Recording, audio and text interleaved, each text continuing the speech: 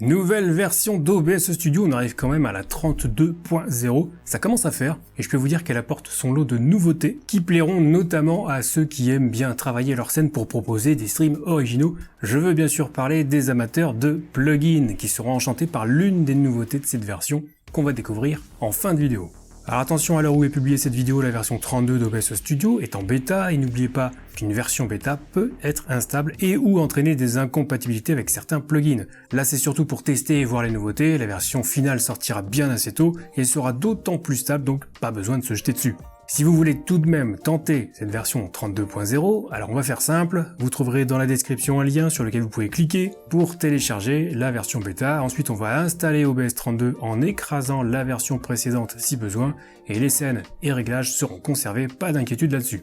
Ou alors vous activez le canal de mise à jour pour les bêtas dans les paramètres d'OBS, option dont j'ai parlé dans mon tutoriel avancé pour OBS Studio.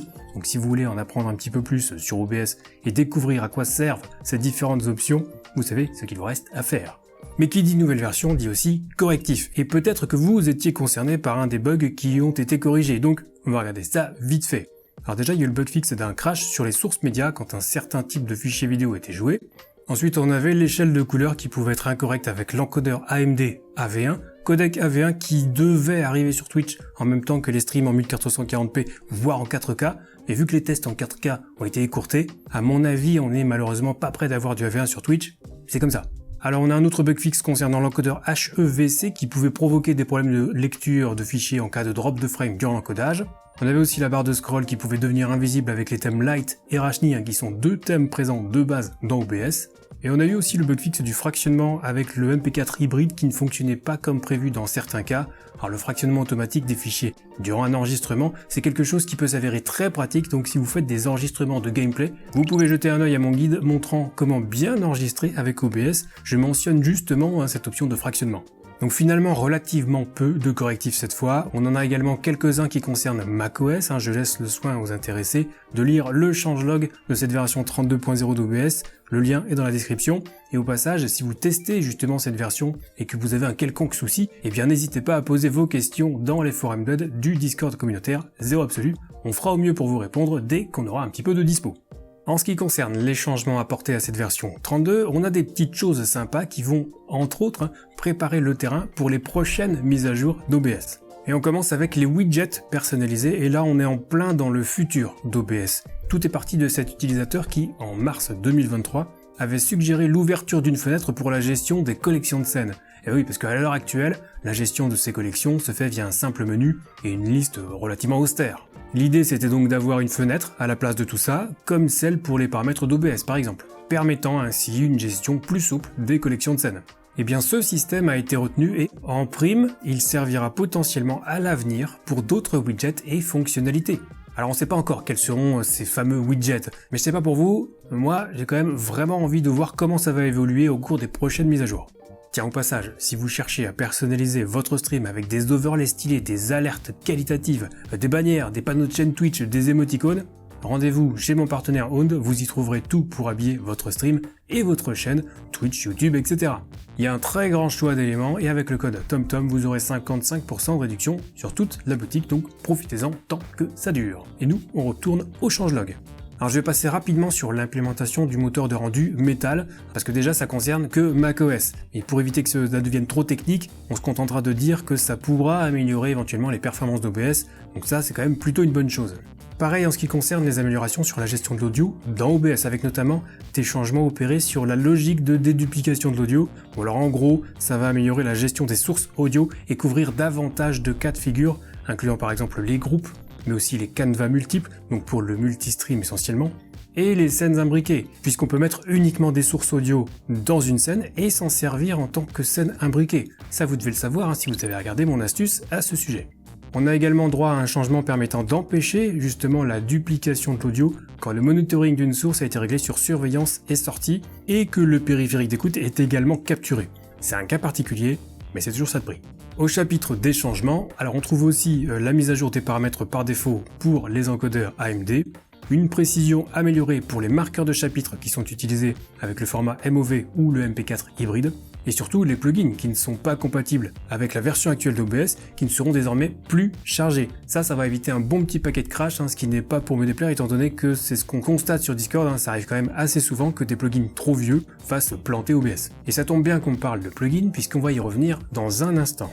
Allez au chapitre des nouveautés maintenant. Alors pas forcément grand chose à se mettre sous la dent, mais on va terminer avec quelque chose qui plaira donc aux amateurs de plugins. Mais d'abord on démarre avec une nouveauté qui va permettre de façon totalement facultative d'envoyer automatiquement les rapports de crash. Alors ça c'est plutôt pas mal parce que, soyons honnêtes, qui parmi vous a déjà uploadé un rapport de crash en se disant allez, ça va aider les développeurs? Parce que oui, ça aide les développeurs. Et là, pas besoin de s'en préoccuper, ça se fera tout seul si OBS plante. Donc c'est une option que je vous conseille d'activer dès qu'elle sera dispo. Ça vous coûte absolument rien. Il n'y a aucun risque, le journal de crash d'OBS ne contient pas d'informations sensibles. Il n'y a pas d'IP ou quoi que ce soit. Donc non, au pire, il y a juste la config de votre PC, ce qui est quand même nécessaire pour contextualiser le plantage. Donc vraiment, pensez-y, quand la version 32 finale sortira, activez l'option. Alors j'ai mentionné un petit peu plus tôt le format MP4 hybride, et bien un nouveau format arrive, c'est le MOV hybride. Il permettra surtout donc l'utilisation du codec ProRes sur macOS, donc spécificité Apple, mais il supportera également le H264, le HEVC et le PCM pour l'audio. Et ce format peut faciliter la gestion de séquences utilisant des codecs différents au sein d'un même conteneur, ce qui peut être intéressant pour les monteurs et créateurs de contenu qui manipulent des sources hétérogènes. Bon, c'est situationnel, vous avez peut-être rien compris ce que je viens de dire, mais les monteurs pro apprécieront, d'autant que ProRes, c'est quand même assez répandu en production vidéo professionnelle. Et avant de passer à la dernière nouveauté, donc giga prometteuse, les deux suivantes sont minimes mais sympas malgré tout et concernent les possesseurs d'une carte graphique Nvidia de type RTX. Alors je vous ai déjà parlé des effets audio et vidéo Nvidia qu'on peut intégrer directement à OBS via un SDK. Et bien niveau audio, une nouvelle fonctionnalité est ajoutée, c'est le Voice Active Detection. En gros, ça permet de détecter la voix en priorité et d'améliorer la précision de la suppression de bruit. Alors à noter que d'autres effets Nvidia ont été améliorés au passage avec cette mise à jour. Et deuxième point, je rappelle que ces effets utilisent l'IA, donc les cœurs tensors de la carte graphique, cœurs qui sont par ailleurs utilisés pour le DLSS notamment. Donc attention à ce que la carte graphique soit pas sollicitée à fond si vous décidez d'utiliser les effets audio ou vidéo Nvidia. Et concernant les effets vidéo, cette fois, on trouve une nouvelle option pour la suppression d'arrière-plan, donc le fameux fond vert virtuel, à savoir la possibilité de se débarrasser du fauteuil, afin de ne garder que le sujet, c'est-à-dire nous. C'est une petite amélioration, ça mange pas de pain, vous pouvez d'ores et déjà tester si vous utilisez la suppression d'arrière-plan Nvidia. Et on termine donc avec la grosse nouveauté de cette version, c'est l'implémentation d'un petit gestionnaire de plugins. On avait déjà eu droit à un plugin de la part de StreamUp qui permettait de faire quelque chose de similaire, et bien là aussi on pourra avoir tous les plugins installés sur OBS en un clic, et on pourra aussi les activer ou les désactiver à la volée. Ce faisant, OBS devra bien sûr être redémarré, ce qui devrait normalement être proposé après toute modification effectuée via ce mini gestionnaire. Et en attendant une version plus complète, avec éventuellement le numéro de version des plugins, la possibilité de les mettre à jour directement, voire les supprimer totalement, ça permet déjà d'avoir un aperçu de ce qui est installé sur votre bécane. Là par exemple, vous voyez que j'avais complètement oublié que j'avais encore des plugins à installer et que je n'utilisais plus. Du coup, j'ai pu aller les supprimer dans le répertoire concerné, et effectivement, au redémarrage d'OBS, ils n'apparaissaient plus dans la liste, c'est quand même sacrément pratique.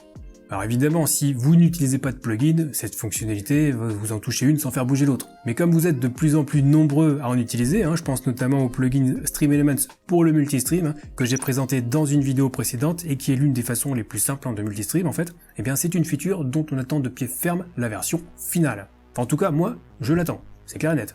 Alors que retenir de cette mise à jour 32.0 ? Alors finalement c'est pas une énorme mise à jour malgré le passage à une version majeure, mais on a quand même un outil qui promet, et ça sent toujours aussi bon pour l'avenir de notre logiciel de streaming préféré. Donc moi je vous laisse avec la playlist sur les plugins, je vous invite sérieusement à vous pencher dessus, ça peut complètement changer votre expérience avec OBS Studio, et nous on se retrouve très vite pour une prochaine vidéo, et d'ici là, bon stream.